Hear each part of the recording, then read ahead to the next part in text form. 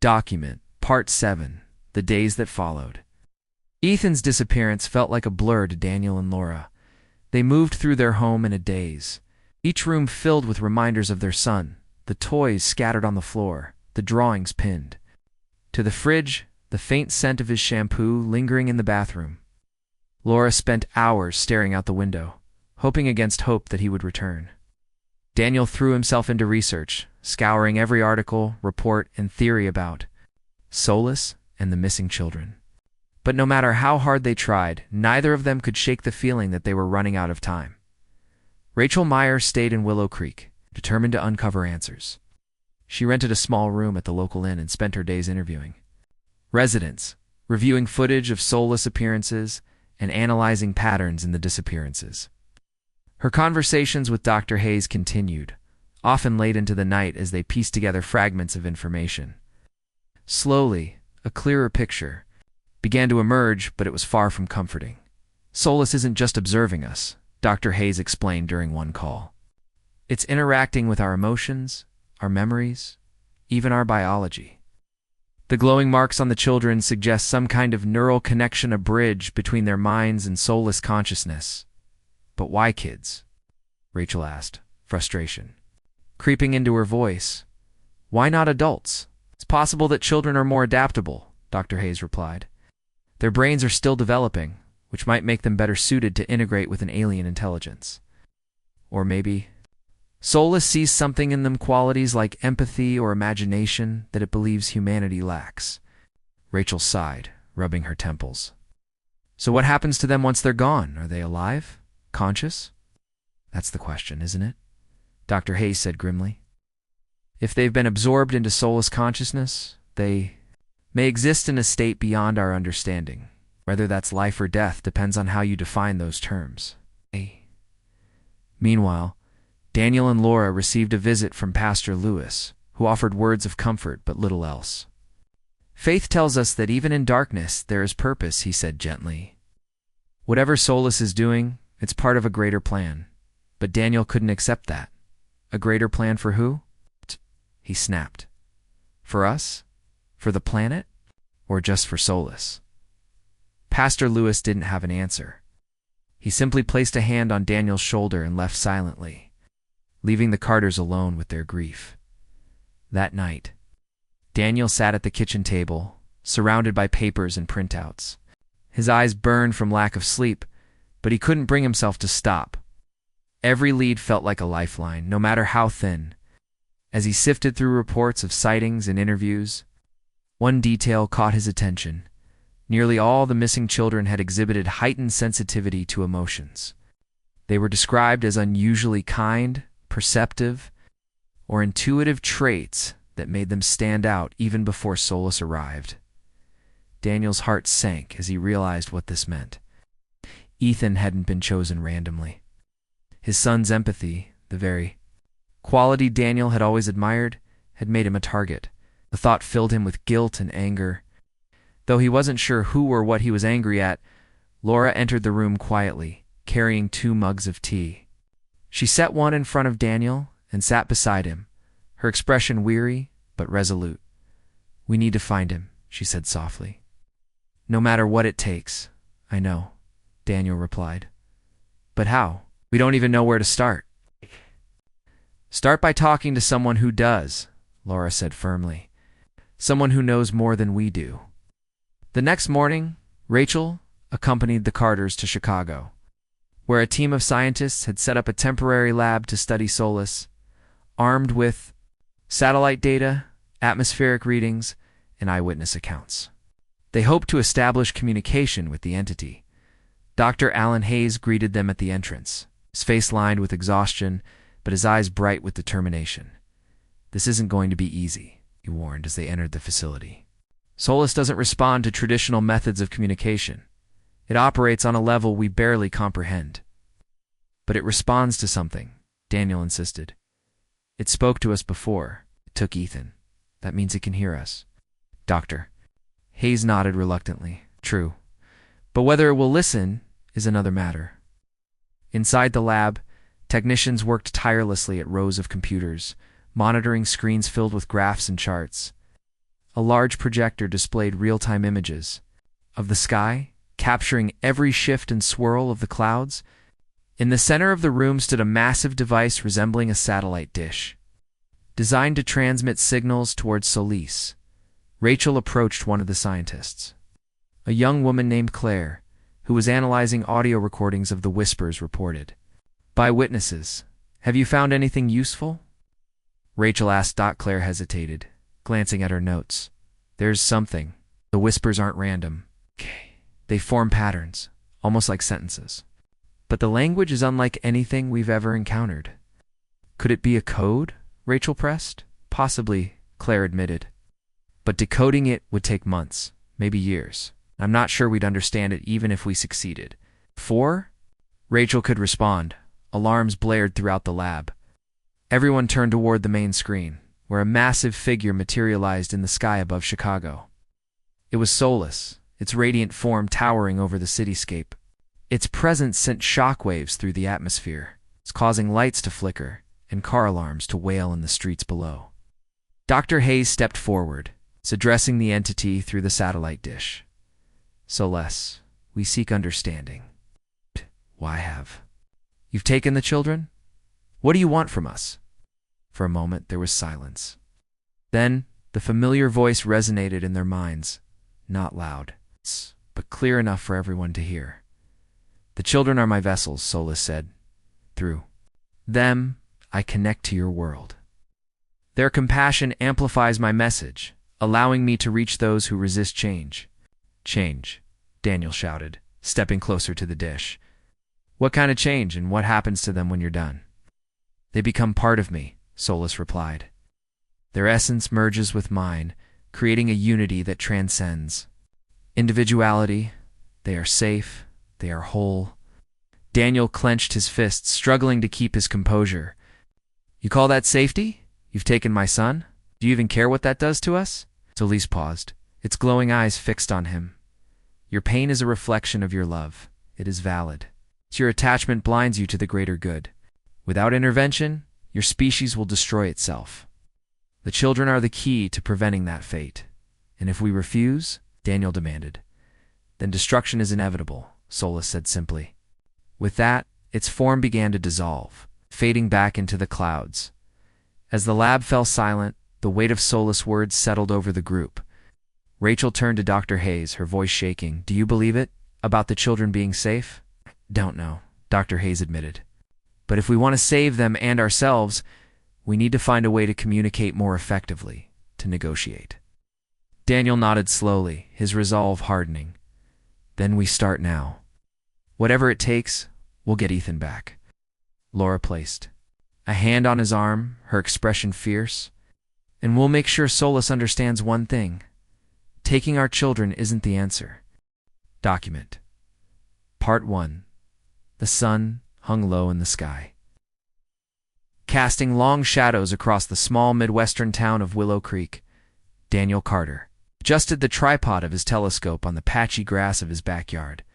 He loved nights like this: clear skies, no moon to wash out the stars, and just enough chill in the air to make it feel alive. Astronomy had been his escape for years, a way to leave behind the mundane worries of work and bills. But tonight, something felt different. He peered through the lens, focusing on the faint glow of distant galaxies. For a moment, everything seemed normal. Then he noticed a cluster of clouds drifting lazily across the horizon. At first glance, they looked ordinary, but as he watched, their shapes began to shift. They twisted and turned, forming patterns that didn't belong to nature. One cloud stretched into what looked like an arm reaching upward. Another curled into what could have been a face. Its features blurred, but unmistakably human. Daniel frowned, leaning back from the telescope. "That's weird," he muttered under his breath. "Clouds didn't behave like that." Not unless there was some kind of wind or pressure system at play, but the evening was calm. No breeze stirred the leaves on the trees, and the flag hanging limp on the pole by the garage confirmed it. Still, he couldn't shake the feeling that something unusual was happening. "Dad," came a voice from behind him. Startled, Daniel turned to see his 10-year-old son Ethan, bounding toward him with his usual energy. The boy stopped short when he saw the serious expression on his father's face. "What's wrong?" then asked, tilting his head curiously. Daniel hesitated, unsure how to explain what he'd seen. "Nothing, probably. Just take a look through here." He gestured to the telescope. Ethan climbed onto the step stool Daniel kept nearby for moments like this and pressed his eye against the lens. After a few seconds, he pulled away, his brow furrowed. "It looks like faces." "Yeah, Daniel," said slowly. "That's what I thought too." Ethan squinted up at the sky, trying to make sense of the shifting forms without the aid of the telescope. "Why do you think they look like faces? Is it aliens?" Daniel chuckled despite himself. "Maybe, or maybe I've just been staring at the sky too long." But even as he said it, doubt lingered in his mind. He glanced toward the house, where the warm glow of the living room light spilled onto the porch. Inside, his wife, Laura, would be finishing dinner. She'd probably laugh if he told her about the strange clouds. To her, astronomy was just one of Daniel's quirks, something she tolerated because it made him happy. But Ethan wasn't so quick to dismiss it. "Do you think it means something?" he asked earnestly. "I don't know, buddy." Daniel ruffled his son's hair. "Let's keep watching. Maybe it'll go away." They spent the next hour observing the sky together, taking turns at the telescope. The clouds continued to morph, sometimes resembling people, other times animals, or abstract shapes. It was mesmerizing and unsettling. By the time Laura called them inside for dinner, both father and son were quiet, lost in thought. Later that night, after Ethan had gone to bed, Daniel sat alone in the living room, scrolling through weather reports on his laptop. There was nothing unusual listed for Willow Creek snowstorms, no atmospheric disturbances, nothing that might explain the bizarre behavior of the clouds. He leaned back in his chair, rubbing his temples. Fatigue tugged at him, but his mind refused to settle. Laura entered the room, carrying 2 steaming mugs of tea. She handed one to Daniel before settling onto the couch beside him. "Still obsessing over those clouds?" she teased gently. He shrugged, sipping the tea. "I guess I can't help it. Something about them feels off." Laura raised an eyebrow. "Off? Like alien invasion off? Or just regular old weather weirdness off?" "I don't know," Daniel admitted. "It's hard to explain." They moved like they were alive. She gave him a skeptical look, but didn't press further. Instead, she changed the subject. "How's Ethan doing? He seemed really into it earlier." "He's fine," Daniel replied. "Actually, he's the one who noticed the faces first. Said it looked like someone was watching us." Laura froze mid-sip. "Watching us? You're not seriously suggesting no?" "No," Daniel interrupted quickly. "Of course not. It's probably just my imagination running wild." "I mean, come on, Laura. The sky isn't alive." She nodded, though her eyes betrayed a flicker of unease. "Right, of course. Just try not to let it keep you up all night, okay? We've got work tomorrow." Daniel promised he wouldn't. But as soon as Laura went to bed, he found himself drawn back outside. The air was cooler now, and the stars shone brighter without the interference of daylight. He set up the telescope again and trained it on the same spot where the strange clouds had appeared earlier. To his surprise, they were still there, glowing faintly against the dark backdrop of the night. As he watched, clouds shifted once more, coalescing into a single massive shape. This time there was no mistaking it.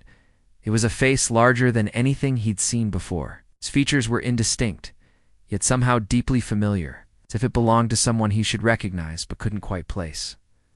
The longer he stared, the more he felt a strange pull, as though the face was trying to communicate with him. A sudden noise startled him, a soft rustling sound coming from the bushes near the edge of the yard. Heart pounding, Daniel grabbed a flashlight and shone it in the direction of the noise. Nothing moved. Yet as he stood there listening intently, he heard it again, a whisper, barely audible, carried on the non-existent breeze. "Daniel." Odd. Blood ran cold. The voice was faint, almost dreamlike, but unmistakably directed at him. He spun around, searching for the source, but the yard was empty. Panic bubbled up inside him, urging him to retreat indoors. But curiosity held him rooted. "To the spot, who's there?" he called out, his voice trembling. There was no response, only silence.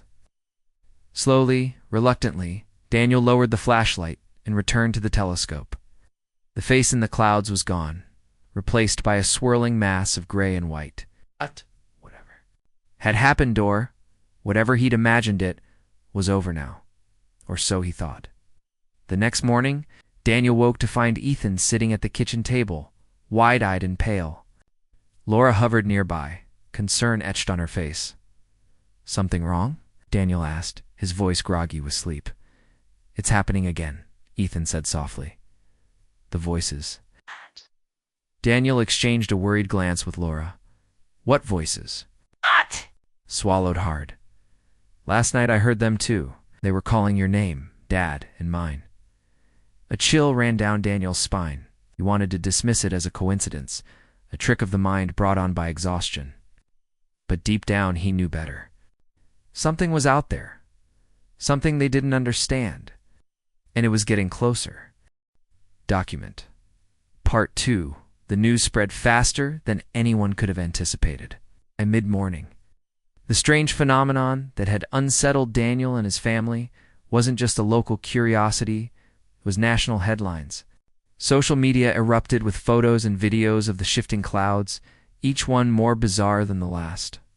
People from all over the country reported seeing similar shapes in the sky, some claiming they looked like faces, others describing them as animals, or even entire scenes playing out above their heads. In New York City, Rachel Meyer sat at her desk in a bustling newsroom, scrolling through endless feeds of eyewitness accounts. As a journalist for the Daily Observer, she had covered everything from political scandals to natural disasters, but this was unlike anything she'd ever seen. Her editor, Mr. Peterson, approached her desk, his face tense with urgency. "Rachel, need something solid on this," he said, tapping a stack of printed tweets. "People are freaking out. If we don't get ahead of it, someone else will." Rachel nodded, already jotting down notes. "I'll reach out to experts, meteorologists, astronomers, maybe even psychologists. Whatever's going on, people want answers." Her first call was to Dr. Alan Hayes, an astrophysicist known for his work on unexplained celestial phenomena. She caught him in his office at Columbia University, where he sounded both intrigued and cautious about the reports. "These cloud formations are highly irregular," Dr. Hayes explained after Rachel described what she'd seen online. "Clouds are shaped by wind currents and temperature changes, but these movements, they defy conventional physics. I'd need to analyze satellite data to say for sure, but my initial thought is that this isn't entirely natural." Rachel scribbled furiously in her notebook. "Do you think it could be extraterrestrial? Some kind of message?" Dr. Hayes hesitated. "It's possible. We've long theorized that advanced civilizations might use atmospheric displays as a form of communication, but there's no proof yet. For now, all we can do is speculate." Despite the lack of concrete evidence, Rachel knew speculation would sell papers and spark conversation. She thanked Dr. Hayes and promised to stay in touch before moving on.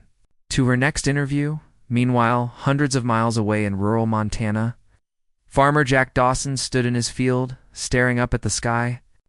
The clouds above his land weren't forming faces or animals. Instead, they swirled chaotically, almost menacingly. A cold breeze swept across the plains, carrying with it a sound that made Jack's skin crawl, a faint whisper, so quiet it could have been imagined. "Leave," the voice murmured. "You must leave." Jack blinked, shaking his head. He glanced around, half expecting to see a neighbor pulling a prank, but the fields were empty. Unease prickled at the back of his neck. He'd lived on this land for 30 years, weathered droughts, floods, and blizzards. But this felt different. Dangerous. Back in Willow Creek, Daniel Carter tried to go about his day as usual, but his mind kept drifting back to the events of the previous night. At breakfast, Laura noticed his distracted demeanor and placed a hand on his arm. "You're not still thinking about those clouds, are you?" she asked gently. "It's hard not to," Daniel admitted. Ethan heard the voices too. "That means it wasn't just me losing my mind." Laura sighed, concern etched on her face. "So what do we do? Call the police? Report it to the news?" Daniel shook his head. I don't know, what would we even say? Hi, officer. We think the sky's talking to us. They'd laugh us. Out of town? Before Laura could respond, Ethan piped up from the table. What if it's important? What if it's trying to tell us something? The weight of his son's words hung heavy in the air. Laura opened her mouth to reply, but stopped when her phone buzzed on the counter. It was a text from her coworker, Sarah, asking if she'd seen the latest updates about the clouds. Apparently, the entire town was buzzing with rumors, some claimed. The phenomenon was a sign of divine intervention, while others believed it heralded the end of the world. Later that afternoon, Daniel decided to visit the local library to research historical accounts of similar occurrences. The librarian, Mrs. Thompson, greeted him warmly and directed him to a dusty section filled with books on meteorology and folklore. As he flipped through yellowed pages, he found references to strange skies appearing during times of great turmoil, wars, plagues, and natural disasters. None of the descriptions matched exactly what he'd witnessed, but the parallels were enough to unsettle him further. By evening, the chatter in Willow Creek had reached a fever pitch. Neighbors gathered on street corners, sharing theories and swapping stories. At the grocery store, Daniel overheard two women discussing how the clouds seemed to follow them when they drove. Another man insisted he'd seen the face of a loved one who had passed away. Everywhere he went, fear mingled with fascination that night. Rachel Meyer's article hit the front page of the Daily Observer, titled "The Sky Speaks." Unexplained Phenomenon Sparks Global Debate. It featured quotes from Dr. Hayes' anecdotes, from eyewitnesses, and a call for calm amidst growing hysteria. Within hours, the piece went viral, sparking debates on talk shows and late-night television. Pundits argued over whether the phenomenon was a hoax, a scientific anomaly, or something supernatural. Governments issued statements urging citizens to remain vigilant but not to panic, but not everyone was content to wait and see. In Chicago, military personnel monitored the skies with advanced radar systems, ready to respond to any perceived threat. Conspiracy theorists took to the internet, claiming the government was hiding the truth about alien contact. Religious leaders preached sermons about Judgment Day, drawing record crowds to churches and temples as the sun set over Willow Creek. Daniel once again found himself outside, staring up at the heavens. The clouds had returned, darker and denser than before. They twisted and churned, forming shapes that seemed to pulse with life. For a brief moment, Daniel thought he saw a pair of eyes staring back at him, filled with sadness or perhaps anger. Beside him, Ethan gripped his arm tightly. "Dad, what does it want?" Daniel didn't answer. He didn't know. All he could do was watch as the sky continued its eerie dance, silent yet unmistakably alive. Somewhere deep inside, he felt a pang of dread. Whatever this was, it wasn't done with them yet. Document, Part 3. It started with dreams. Laura Carter thought nothing of it. Everyone had strange dreams now and then, especially when life felt chaotic or unsettling. But as the nights passed, her dreams grew more vivid, more insistent. She found herself waking up in the middle of the night, heart racing, feeling as though someone or something had been calling her name. The voice was always the same, soft, distant, but impossible to ignore. It whispered words she couldn't quite understand, like fragments of a language she'd never heard before. Sometimes it sounded soothing, almost comforting. Other times it carried an edge of urgency, as if trying to warn her about something terrible. One morning after another restless night, Laura sat at the kitchen table sipping coffee. Daniel entered the room, bleary-eyed and disheveled. He paused when he saw her expression. "You look like you didn't sleep," he said, pouring himself a cup of coffee. "I didn't," Laura replied, her voice low. "Not really. Keep having these dreams." Daniel frowned, setting his mug down. "What kind of dreams?" She hesitated, unsure how to explain without sounding crazy. "It's hard to describe. There's this voice. It keeps saying my name over and over. Sometimes I feel like it's telling me to do things." "To do what?" Daniel asked, his tone sharpening with concern. Laura shook her head. "I don't know. It's not clear, but it feels important." "Like I'm supposed to listen?" Daniel sank into the chair across from her, his face pale. Ethan mentioned hearing voices too. Last night he said he woke up because he thought someone was in his room. When I checked on him, there was no one there. A heavy silence settled between them. Neither wanted to admit it, but the pieces were starting to fit together. Whatever was happening wasn't random. It wasn't just a trick of the wind or an odd weather pattern. This thing, this presence in the sky, was reaching out to people. For reasons they couldn't yet understand, it had chosen their family. Later that day, Rachel Meyer sat in her apartment, scrolling through emails. From readers who had responded to her article, the responses ranged from thoughtful to outright bizarre. Some claimed to have seen the same shifting clouds years ago, during moments of personal crisis. Others described recurring dreams similar to what Laura had experienced. One email caught Rachel's attention. A woman named Claire wrote about hearing whispers in the wind, urging her to leave her home. She attached photos of dark, swirling clouds hovering above her neighborhood. Rachel forwarded the email to Dr. Hayes, along with a note asking if he'd ever encountered anything like it. His reply came within minutes. "Rachel, I think we're dealing with something far beyond meteorology," he wrote. "This could be a form of communication, but not in the way we traditionally understand it. These experiences, dreams, whispers, feelings of being watched, they suggest a connection between the phenomenon and human consciousness." Rachel stared at the screen, her pulse quickening. If Dr. Hayes was right, then the implications were staggering. Was it possible that the entity in the sky wasn't just observing humanity, but interacting with it on a deeply personal level? And if so, why? In Willow Creek, tensions began to rise.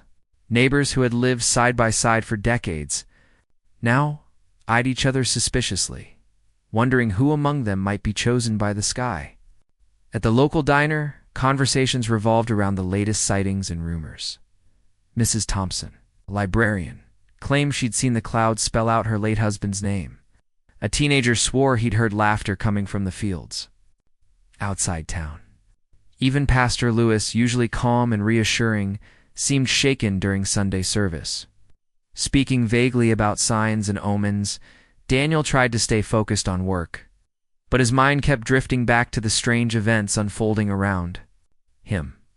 That afternoon, he received a call from his coworker, Mark, who lived on the outskirts of town.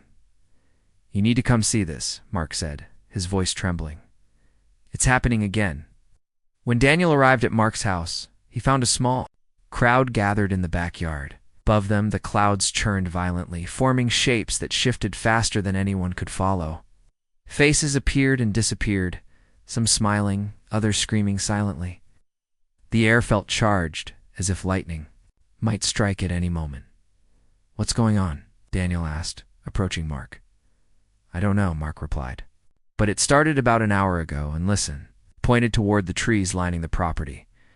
From somewhere beyond, a faint whispering sound drifted through the branches. It wasn't loud enough to make out individual words, but the rhythm was unmistakably like a chorus of voices chanting in unison. Daniel's stomach tightened, glanced around at the others, noting the fear etched on their faces. No one spoke. No one moved. They simply stood there, transfixed by the spectacle overhead. That evening, Laura decided to confide in Daniel about her dreams. She waited until Ethan was asleep, then joined him in the living room. He looked up from the book he'd been reading, sensing immediately that something was wrong. "I think I should tell you everything," she began, sitting beside him on the couch. "These dreams, they're not normal. It's not just a voice anymore. Sometimes I see things too, places I've never been, people I don't recognize. And last night," she paused, swallowing hard. "Last night I saw Ethan." Daniel's eyes widened. "What do you mean you saw Ethan?" He was standing in the middle of a field, surrounded by light. He looked older, somehow. And he was talking to someone, but I couldn't see who. All I remember is him saying, "They'll understand soon." A chill ran down Daniel's spine. "Do you think it's connected to the sky? To whatever's been happening?" Laura nodded slowly. "I think it has to be. I don't know how or why, but it feels like it's preparing us for something." Daniel leaned back against the cushions, rubbing his temples. Preparing us for what? I don't know, Laura admitted. But I think we need to find out.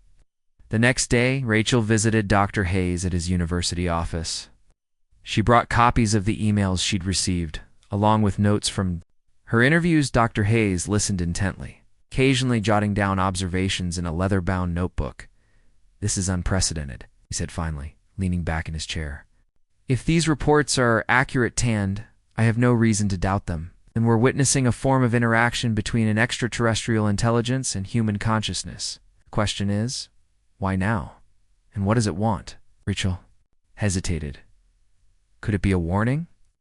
Maybe it's trying to tell us something about our planet, about the damage we've done. It's possible, Dr. Hayes replied. But we can't rule out other motives. Communication like this could serve multiple purposes: to observe, to influence, or even to prepare for intervention. Intervention. The word sent a shiver down Rachel's spine.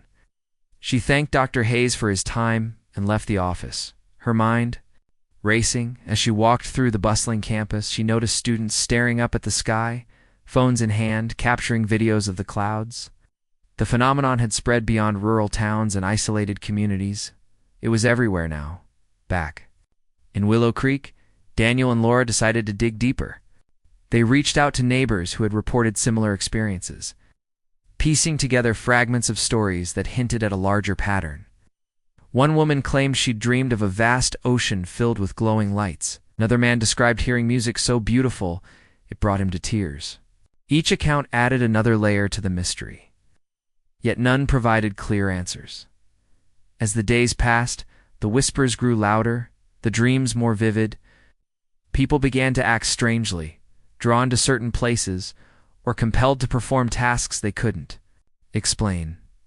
In Chicago, a group of strangers gathered in Millennium Park, standing silently beneath the shifting clouds. In Los Angeles, a child painted pictures of towering figures made of light and mist. And in Willow Creek. Document. Part 4. The night was unusually quiet in Willow Creek. The streets were empty. The houses darkened as if the entire town had collectively decided to stay indoors. But Daniel and Laura Carter couldn't sleep. They sat at the kitchen table, their faces illuminated by the soft glow of a single overhead light. Ethan was upstairs, a sleeper, so they hoped. Neither of them had the heart to check on him again after his third restless night in a row. I don't think we can ignore this anymore, Laura said finally, breaking the silence. Her voice was calm but carried an undertone of resolve. Whatever's happening, it's not going away. Daniel nodded, though his expression remained troubled. I know, but what do we do? Go outside and ask the sky to explain itself. Laura gave him a small, humorless smile. Maybe that's exactly what we need to do. Before Daniel could respond, a low rumble echoed through the house. It wasn't thunder. It was deeper, more resonant, as if the ground itself were groaning in protest. Both of them froze, exchanging a glance before rushing to the window. Outside. The clouds had thickened, swirling violently above the rooftops. Lightning flickered within them, illuminating the neighborhood in brief. Eerie flashes, and then, without warning, the entity descended. It materialized slowly at first, a faint shimmer of light hovering over the center of town. Within moments, the light grew brighter, taking shape until it stood tall, towering over the buildings like a luminous giant. Its form was humanoid, yet otherworldly, composed of shifting mist and radiant energy. Morphing between countless expressions, sadness, anger, curiosity, all conveyed with an intensity that made it impossible to look away. People began to emerge from their homes, drawn by the spectacle. Some clutched blankets around their shoulders, others held phones aloft to capture the moment. A few fell to their knees, whispering prayers or crying openly. The air buzzed with electricity, both literal and emotional, as the figure raised one glowing hand toward the crowd. A voice followed, not loud, but clear enough for everyone to hear. It resonated in their minds rather than their ears, bypassing language barriers entirely. I am soulless, it said. The words carried weight as if each syllable contained centuries of meaning. I am the echo of your grief, the shadow of your guilt. I have risen from the wounds you have inflicted upon this world. Gasps rippled through the gathered crowd. Children clung to their parents, while adults exchanged wide-eyed looks of disbelief. Solus continued, its tone steady but tinged with sorrow. For generations, you have poisoned the earth, waged wars, and turned against one another. Your actions have created suffering beyond measure. And now I am here to bear witness and to decide. Decide what? Someone shouted from the crowd, their voice trembling. Solus paused, its glowing eyes scanning the sea of faces below. Whether you are worthy of redemption. In New York City, Rachel Meyer watched footage of Solus' appearance on her laptop, her hands gripping the edges of her desk. News outlets had already dubbed it "the sky became human," a phrase borrowed directly from social media posts. Reporters speculated wildly about Solus' origins, its intentions, and whether it posed a threat. Rachel scrolled through comment sections filled with panic, hope, and outrage. People debated whether Solus was a divine being, an alien intelligence, or something else entirely. Her phone buzzed incessantly with calls from colleagues and editors demanding updates. She ignored them, focusing instead on drafting her next article. This time, she wanted to go deeper, to explore not just what Solus was saying, but why humanity seemed unable to look away. Back in Willow Creek, Daniel felt rooted to the spot, unable to move or speak. He wasn't sure how he knew, but he was certain Solus was addressing him personally. The entity's gaze lingered on him briefly before shifting to sweep across the crowd. When it spoke again, its voice softened, almost pleading. "You have the power to change," Solus said. "What? Will you? Or will you continue down this path until there is nothing left to save?" Laura grabbed Daniel's arm, her fingers digging into his skin. "What does it mean?" she whispered. "Is it blaming us?" "It's blaming all of us," Daniel replied hoarsely. "Everything we've done or haven't done, it's holding us accountable." Ethan appeared at their side, his pajamas damp from the dewy grass outside. His face was pale, but his eyes shone with awe. "It's beautiful," he murmured, "and sad." Daniel crouched down to meet his son's gaze. "Do you understand what it's saying?" Ethan hesitated then, nodded slowly. "It wants us to be better, to fix things." Before Daniel could respond, a man pushed his way to the front of the crowd. It was Mr. Dawson, the farmer from Montana who had once claimed the clouds told him to leave his land. He looked furious, his face flushed with anger. "This is ridiculous," he shouted, pointing an accusatory finger at Solus. "You think showing up here and scaring people is going to make us change? We're doing just fine without you." Murmurs of agreement rippled through parts of the crowd, though many remained silent, visibly shaken.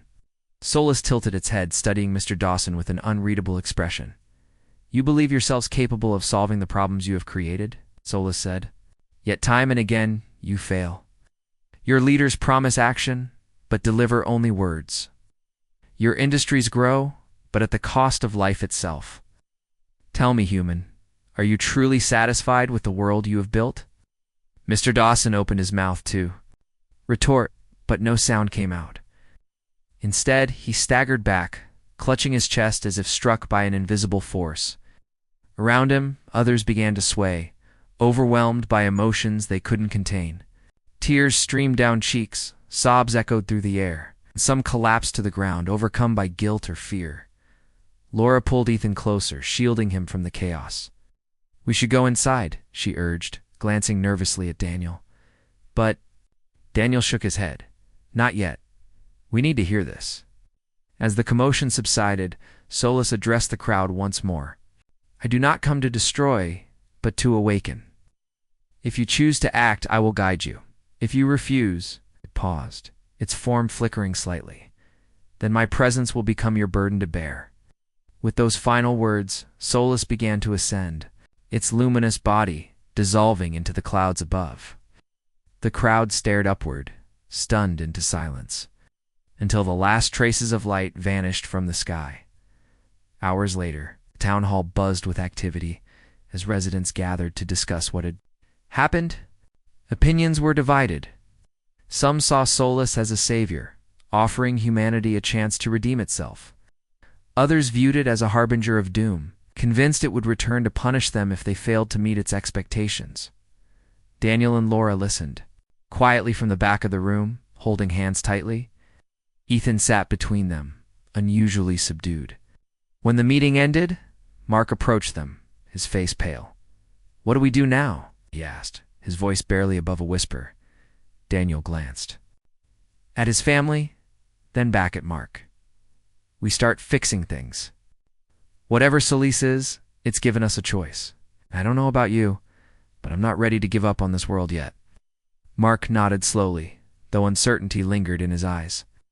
As they parted ways, Daniel couldn't shake the feeling that Solis' visit had changed everything and that the hardest part was still to come.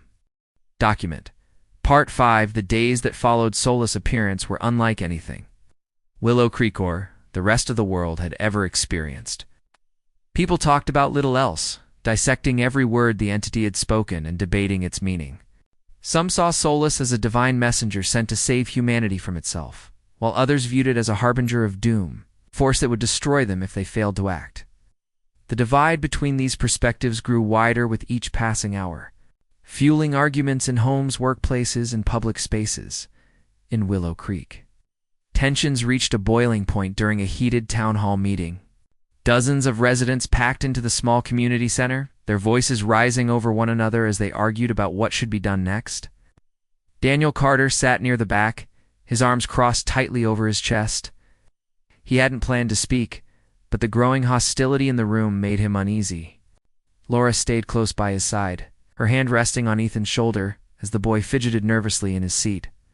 "I say we ignore it," shouted Mr. Dawson, still bitter after being silenced by Solis. "It doesn't know us. It doesn't understand how hard we work or what we've built. We don't need some glowing giant telling us how to live our lives." A woman in the front row stood up, shaking her head. "That's not true," she countered. "Solis didn't come here to insult us. It came because we're failing not just this town, but the whole planet.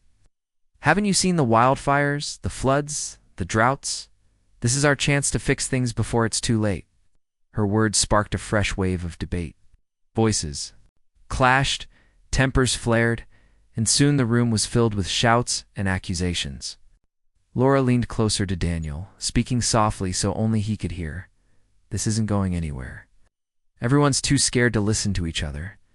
Daniel nodded grimly. "Fear does that, makes people dig in their heels instead of finding common ground." Ethan tugged at Daniel's sleeve, his wide eyes fixed on the chaos unfolding around them. "Dad, why are they fighting? Doesn't everyone want the same thing?" Daniel sighed, unsure how to explain the complexities of human nature to a child. Sometimes, even when people want the same thing, they can't agree on how to get there. Fear makes it worse. Before Daniel could say more, Pastor Lewis stepped forward, raising his hands for quiet. Slowly, the noise subsided, though the tension remained palpable.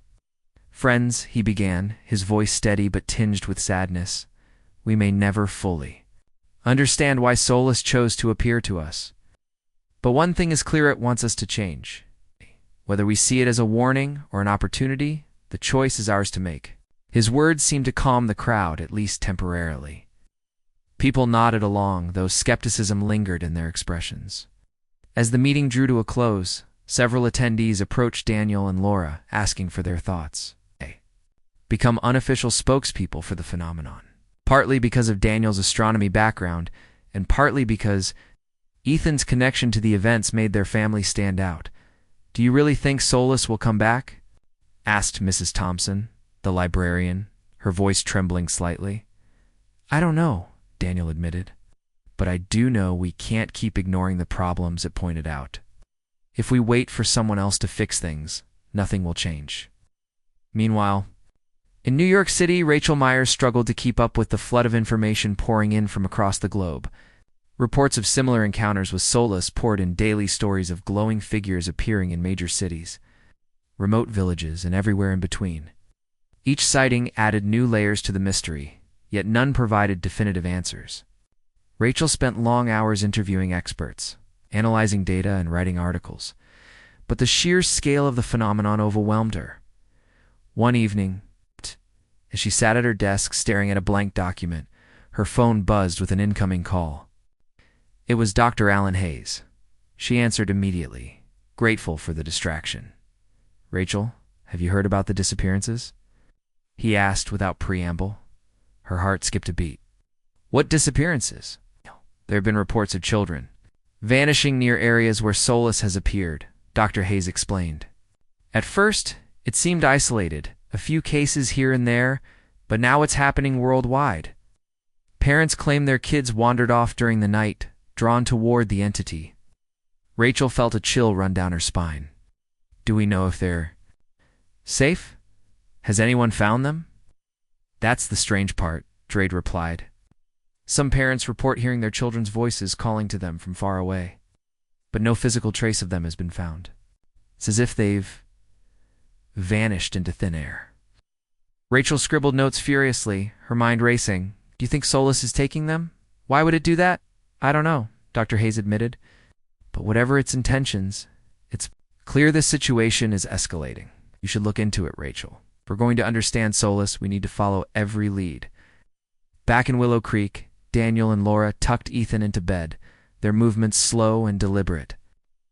Of them wanted to admit how worried they were. Ever since Solus' visit, Ethan had been acting differently, distracted, distant, as if his thoughts were elsewhere. When they asked him about it, he simply shrugged and said he felt fine. But tonight, as Laura kissed him goodnight, she noticed something unusual. Ethan, what's that mark on your wrist? She asked, gently turning his arm to inspect it. Ethan glanced down, frowning. A faint pattern of glowing lines traced his skin, forming intricate shapes that pulsed softly with light. I don't know, he said, his voice barely above a whisper. It wasn't there before. Daniel knelt beside the bed, his face pale. Does it hurt? No, Ethan replied. It just feels warm, like it's supposed to be there. Laura exchanged a worried glance with Daniel. Neither of them knew what the mark meant, but both suspected it was connected to Solus. They debated whether to take Ethan to a doctor. But deep down, they knew no medical professional could explain this. As they left the room, closing the door, behind them, Laura turned to Daniel, her voice shaking. We can't keep pretending this isn't serious. Whatever Solus is doing, it's affecting him. Daniel ran a hand through his hair, frustration etched on his face. I know. But what? Are we supposed to do? Lock him in his room? Keep him away from the sky? We need answers, Laura insisted. And if we can't find them here, maybe we need to look somewhere else. The next morning, Daniel decided to visit Mark again. He hoped his friend might have heard something useful or spotted any new developments. When he arrived at Mark's house, however, he found the man pacing anxiously in his backyard. You won't believe this, Mark said, gesturing toward the fields beyond his property. Look. Daniel followed his gaze and froze. In the distance, a group of children stood in a circle, holding hands. Their faces glowed faintly, illuminated by the same ethereal light that marked Ethan's wrist.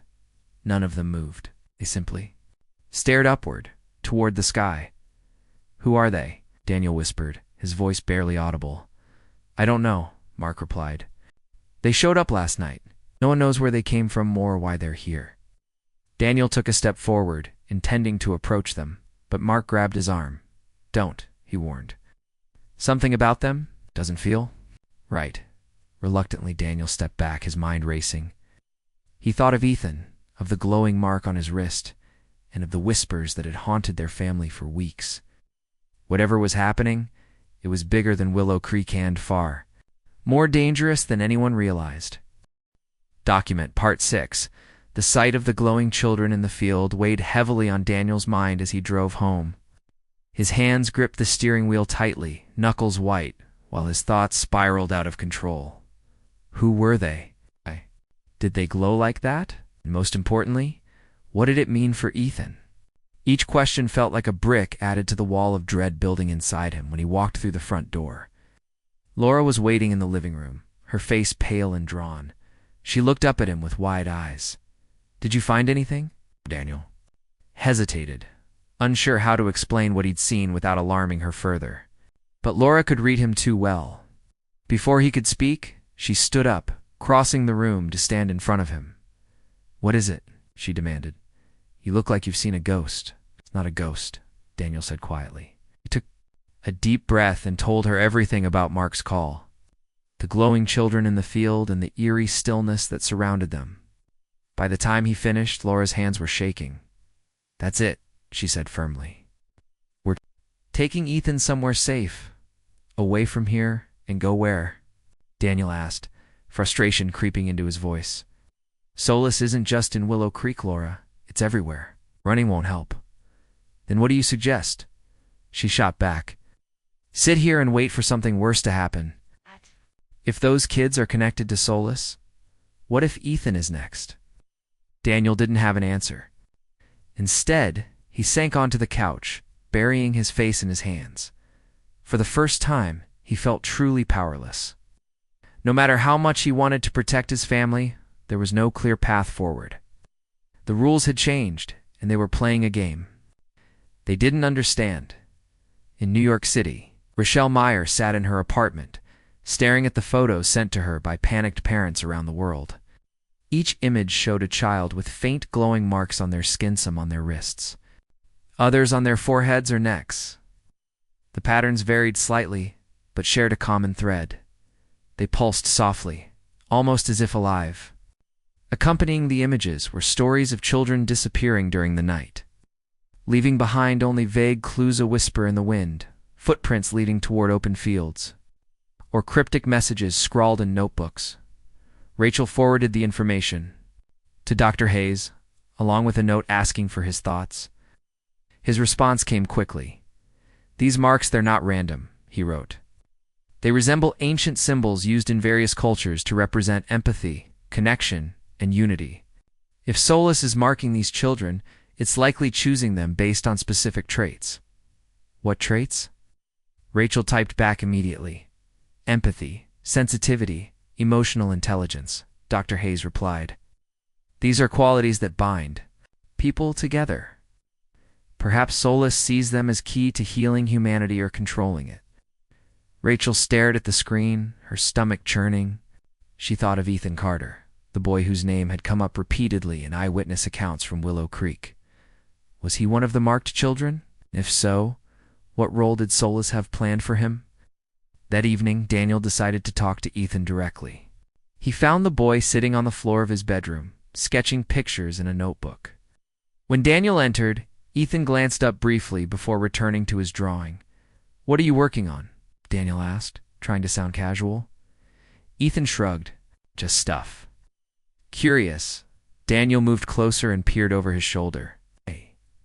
The page was filled with intricate designs, patterns that looked strikingly similar to the glowing marks on Ethan's wrist. At the center of the drawing was a large figure, humanoid but radiant, surrounded by smaller figures holding hands. "Is that Solace?" Daniel asked gently. Ethan nodded, his pencil pausing mid-stroke. "It talks to me sometimes in my dreams." Heart skipped a beat. "What does it say?" "It says I'm special," Ethan replied, his voice soft but steady.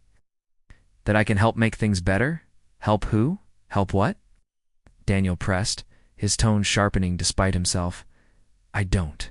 "No," Ethan snapped, slamming the notebook shut. Tears welled up in his eyes. I feel like I'm supposed to go somewhere, like it's waiting for me." Daniel crouched down beside him, placing a hand on his shoulder. "Ethan, listen to me. Whatever Solace is, whatever it wants, you're not alone in this. We'll figure it out together, okay?" Ethan nodded reluctantly, though doubt lingered in his expression. Daniel hugged him tightly, wishing he could shield his son from whatever was coming. But deep down, he knew that wasn't possible. Later that night, Rachel traveled to Willow Creek, determined to speak with the Carters. She arrived at their house just as dawn broke, her car pulling into the driveway under a sky heavy with clouds. Daniel answered the door, looking exhausted but alert. "Ms. Meyer?" he said, stepping aside to let her in. "We weren't expecting you, I know," Rachel replied, glancing around the quiet living room. "But after seeing the reports about the missing children and hearing about Ethan, I had to come." "Can we talk?" Laura joined them moments later, carrying cups of coffee. They sat together at the kitchen table, exchanging guarded glances as Rachel explained her findings. When she mentioned the glowing marks, Laura reached for Ethan's arm. Rolling up his sleeve to reveal the faint pattern still pulsing softly, Rachel leaned forward, studying it closely. This confirms it, she said softly. Ethan is part of whatever Solus is doing. But why him? Laura asked, her voice trembling. Why any of them? Rachel hesitated, choosing her words carefully.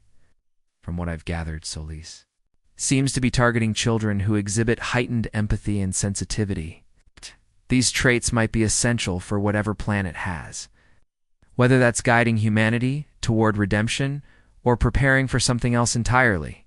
And what happens to the kids who disappear? Daniel asked, his jaw tight. Do they come back? Rachel shook her head. No one knows. Some parents claim they hear their voices calling from far away, but no one's been able to find them. Heavy silence settled over the room. Outside, the wind picked up, rustling the trees and carrying with it a faint whisper. Everyone froze, listening intently. The sound was barely audible, yet unmistakable, a chorus of voices blending together, in an unfamiliar language. Do you hear that? Ethan asked, breaking the silence. His eyes darted toward the window, wide with curiosity. Yes, Rachel whispered, and I think it's meant for us. Before anyone could respond, the lights flickered, plunging the room into darkness. Instinctively, Daniel grabbed a flashlight, shining it toward the windows. Beyond the glass, the clouds churned violently, forming shapes that twisted and shifted faster than ever before. A single beam of light descended from the sky, illuminating the backyard. We need to see what's happening, Daniel said, moving toward the door. No, Laura protested, grabbing his arm. It's too dangerous. But Ethan slipped past them, heading outside before either parent could stop him. Rachel followed close behind, her camera ready to document whatever awaited them. In the center of the yard, the glowing children from the field now stood in a circle, their faces serene but distant. Ethan hesitated for a moment before stepping forward, drawn as if by an invisible force. As he approached, the other children extended their hands, inviting him to join them. Ethan, stop, Laura cried, rushing after him, but it was too late. The moment Ethan touched one of the children's hands, the air shimmered, and a wave of light engulfed them all. When the brightness faded, the children, including Ethan, were gone. Laura collapsed to her knees, sobbing uncontrollably. Daniel wrapped his arms around her, his own tears streaming down his face. Rachel stood frozen, her camera trembling in her hands. Above them, the clouds began to disperse, leaving the sky eerily calm. Whatever Solus had planned, it had only just begun.